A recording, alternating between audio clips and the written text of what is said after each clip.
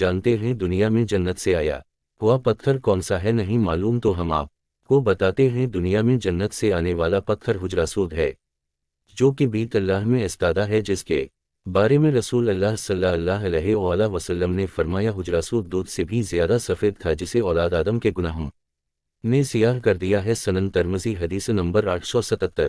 روایات کے مطابق جب حضرت ابراہیم علیہ السلام اور ان کے بیٹے حضرت اسماعیل علیہ السلام خانہ کعبہ کی تعمیر کر رہے تھے تو حضرت جبرائیل نے یہ پتھر جنت سے لا کر دیا، جسے حضرت ابراہیم علیہ السلام اپنے ہاتھوں سے دیوار کعبہ میں نصب کیا۔ 606 صدی میں جب رسول اللہ صلی اللہ علیہ وسلم کی عمر مبارک 35 سال تھی، سیلاب نے کعبہ کی عمارت کو سخت نقصان پہنچایا اور قریش نے اس کی دوبارہ تعمیر کی، لیکن جب حجرہ سود کا معاملہ آیا تو قبائل میں جھگڑا ہو گیا۔ ہر قبیلے کی یہ خواہش تھی یہ سعادت اسے ہی نصیب ہو۔ رسول اللہ صلی اللہ علیہ وآلہ وسلم نے حجر اسود کو ایک چادر میں رکھا اور تمام سرداران قبائل سے کہا کہ وہ چادر کے کونے کو پکڑ کر اٹھائیں۔ سب نے مل کر چادر کو اٹھایا اور جب چادر اس مقام پر پہنچی جہاں اس کو رکھا جانا تھا تو آپ صلی اللہ علیہ وآلہ وسلم نے مبارک ہاتھوں سے اس کو دیوار کعبہ میں نصب کر دیا۔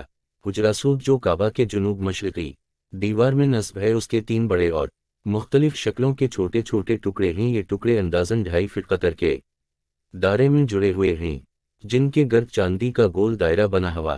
عبداللہ بن عمر رضی اللہ عنہ بیان کرتے ہیں کہ میں نے نبی کریم صلی اللہ علیہ وسلم کو یہ فرماتے ہوئے سنا، بلا شبہ حجر اسود اور مقام ابراہیم جنت کے یاقوت میں سے یاقوت ہیں، اللہ تعالیٰ نے ان کے نور اور روشنی کو ختم کر دیا ہے۔ اللہ تعالیٰ اگر اس روشنی کو ختم نہ کرتا تو مشرق و مغرب کا درمیانی حصہ روشن ہو جاتا۔ سنن ترمذی حدیث۔